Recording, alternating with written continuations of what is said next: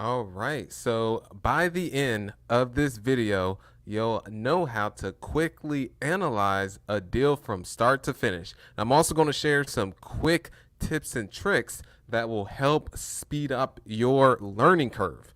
First and foremost, the key things that you'll want to have is a calculator, which I'll be doing an actual deal using a calculator. Second is financials, and you don't have to actually have these, but then have to make assumptions. And then thirdly is you'll need 5 fingers. Yeah, I mean, you could actually get this done with 1, 2, or 3, or even 4 fingers, but so just disregard that point. But let's go ahead and jump right into it on analyzing the deal. But don't forget to go ahead and like that, not like that, but hit the like button, those of you on the YouTube.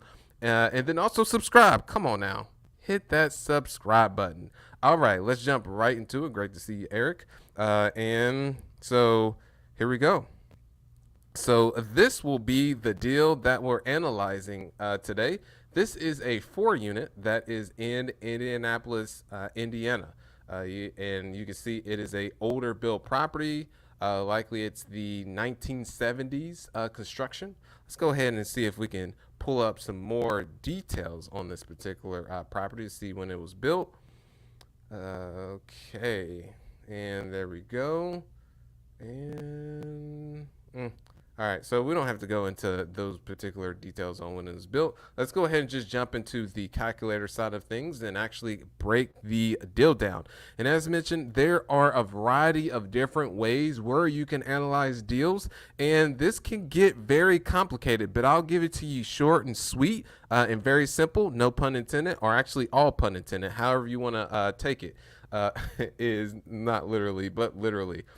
So within that is the different ways how you can underwrite a deal is one on how it has been performing. So that's one way. And then the second is how it is performing right now, and then building out a performer based up on that, which will have assumptions. Or you could just do a complete future value and say, okay, this is how it's going to perform after I get done stabilizing it, and let's say putting in the renovations to then upgrading the units, and this is how it's going to in underwriting or doing an analysis of the deal on that. And you can also there's different ways on how you can offer on the property. Is one, you can offer on, okay, this is how it has previously performed. But the thing is, yeah, you can offer this is how it's previously performed, or you can offer just strictly on future value, which I would say is very risky for you to do. Or you can actually offer in the middle, which I see more people today in today's market, or many times in aggressive market, is they'll just offer based upon future valuations. It used to be during the downturn when properties were not as when the downturn happened, it was more of a actual buyer's market. Then you could actually offer on, okay, this is how the property has been performing, and it even mismanaged. You actually want to offer something in between. If you can offer just on previous, by all means, that's an even better deal. So let's jump right into this analysis here, and then at the end I'll answer any questions that do happen to come up as well. And great to see everyone who's on here on the live session. So you got the property address, and this calculator that I'm actually using, I want to bring this up so you'll be able to visually see it, is the one on biggerpockets.com. There are tons of calculators that are out there. This is just one that you can use. I don't get a kickback for you to go to sign up for a free account to actually use this calculator. But here we go, is we're just going to put in some basic information. I'm going to talk through it with you. So you got the property address, all that. That's pretty simple and straightforward. And then we've got the purchase price. So for example purposes, we're going to say this property that we're looking at is actually a 4-unit. So we're just going to say $40,000 per door. The owner of this was actually looking for more. I was speaking with them a while back. And then when you want to calculate your closing costs, this is typically anywhere between 1 to 2% of the actual purchase price. And this calculator here does a great job in actually breaking things down to you to actually provide help with, okay, this is where you can get this from here. This is where you can get this from here. And then as we're going to say that we are rehabbing this property. So it's currently under rented, which this property is under rented. So we'll just check mark that we will be rehabbing. So there's additional costs that's involved with that you're going to have to put into the units, because you've got the unit that is the property that is already updated. You just go in, buy it, and let's say there's already tenants in place, so it's more quote unquote turnkey. Or there's the properties where you have to go in and create the value. And a lot of times you do that through renovating and updating the units.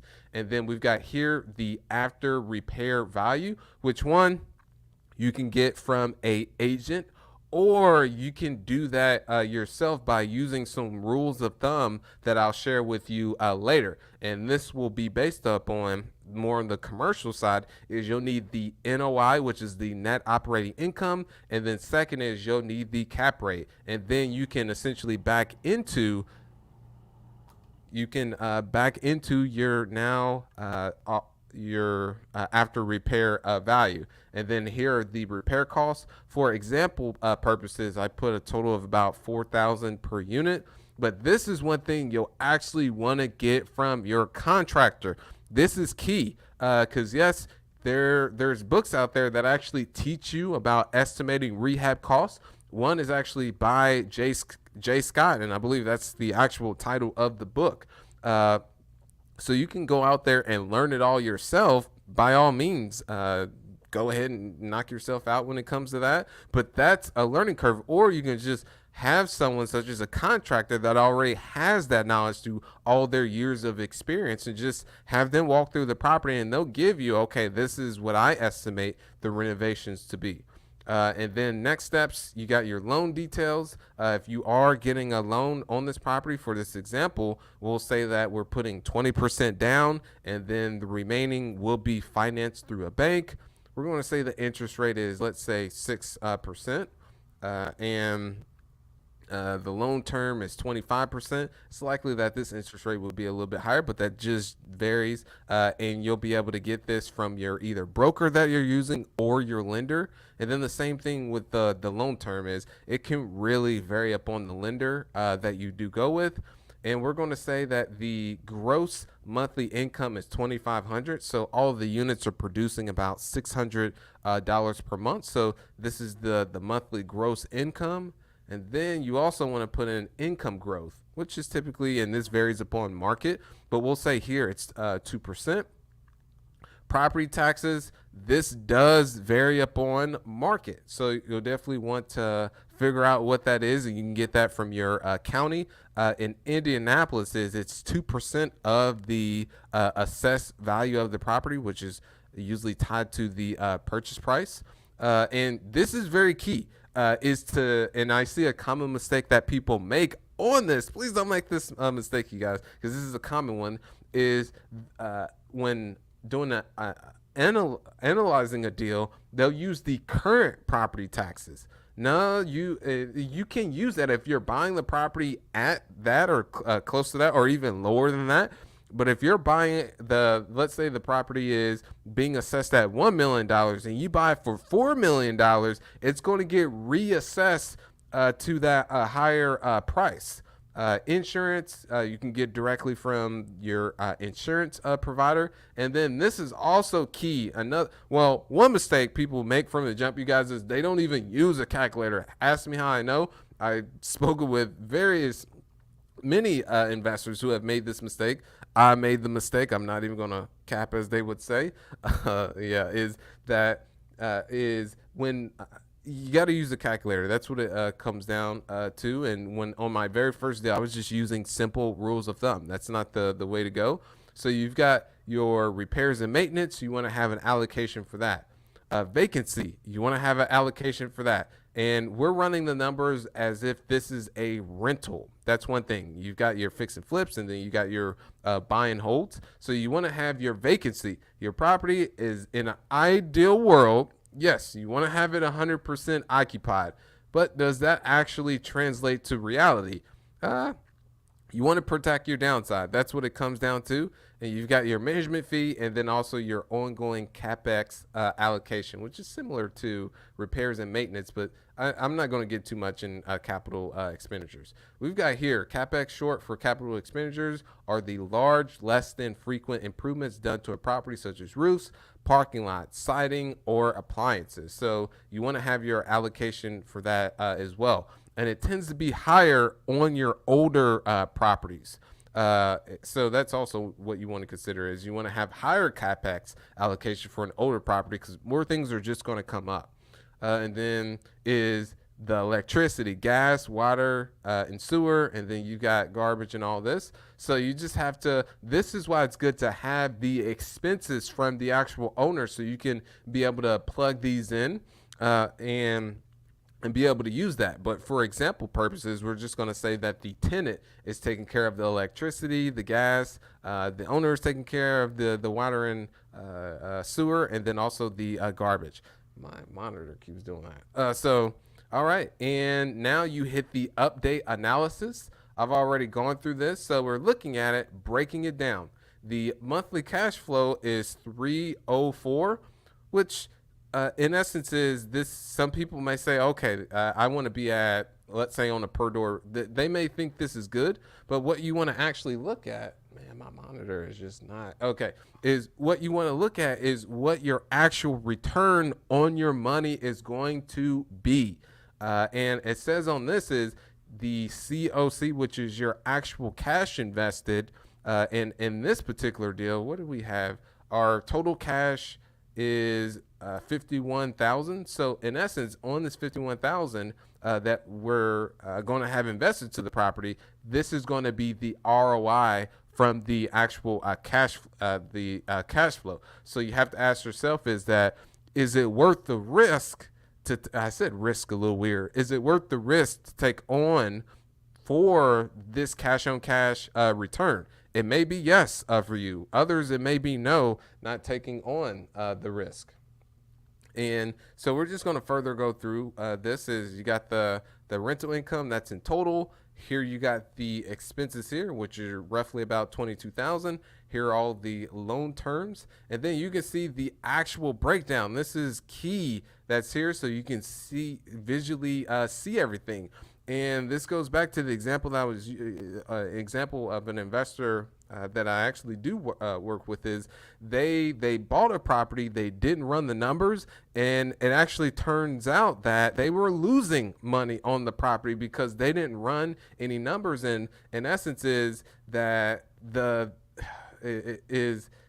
as the property now that they've bought it is they're just steadily dumping money into it and not getting any positive return from that. So that's one thing, is please use a calculator to understand your actual return. So we see here, this is the breakdown. This right here is key, your NOI, your net operating income, because you can use this, and this is more so on the commercial space, to determine what the future value on the property is going to be. So you'll take this NOI number that you see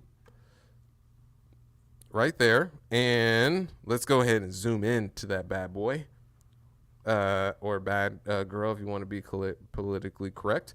So you'll take that 4.8 divided by, and let's say you're talking to a broker and they say, I believe I can actually sell that property at, let's say, a 7 cap in 3 years because I believe cap rates are going to keep getting smaller. You would divide that NOI that's there by 0.07, and that'll give you a valuation of 193,000. However, as you saw in our example, is we had the after repair value of 250,000. So it's likely that in this actual cases was overpaying for this property. But also, as this NOI that you see that's there is based upon the income of today, it actually doesn't take into consideration the future NOI, but it's not going to be too significant of a change. So all in all, the price of this property is just overpaying for it. And those are the things you just want to consider in your underwriting. Is this goes back to the risk? Is the risk worth the reward that you get? And there's going to be some assumptions that you have to make as well. I'm going to have to get a new monitor. Is there's going to have to be some assumptions that you make as well. So just further breaking that down, and yeah, that is pretty much it when it comes to this example. And really being able to analyze these deals is the key things you want to have is one, you want to be able to use a calculator. And then second is you want to have the financials from the owner. That way you are not having to make a lot of assumptions. You'll actually have the actual data, and then you can identify, okay, I can cut some expenses here, or this is yeah, I can be able to cut some expenses in this area, or these are a little bit too low of expenses, and then you take a little bit more of a deeper dive, and you find out that those aren't the actual expenses that the owner has provided to you. So that's why it's key to have the financials, and then from there you can start to build things out on that, and also assess, okay, on this information, this is now what I'll be able to offer based upon that. So any questions that you happen to have when it comes to the underwriting side and analyzing a deal, go ahead and drop those below. Just wanted to get in and get out when it comes to analyzing, because it can get pretty complicated as you want, and there's tons of different rabbit holes that you can go into. There's tons of rabbit holes that you can go into as well, but I just wanted to keep this very simple. And the underwriting that I used was this is based upon how it's currently performing, and then also said how it's currently performing, and then these are the renovations that we're going to have to put into it. On this particular property, actually could not increase the rents up that much, so it really didn't justify making the updates updates to the property, because the owner had already pushed the rents up too high. So those are just things to consider when underwriting a deal. Trust you're able to get value from this. Go ahead and comment below with laptop if you made it all the way until the end. Appreciate you so much. Keep being awesome. All right.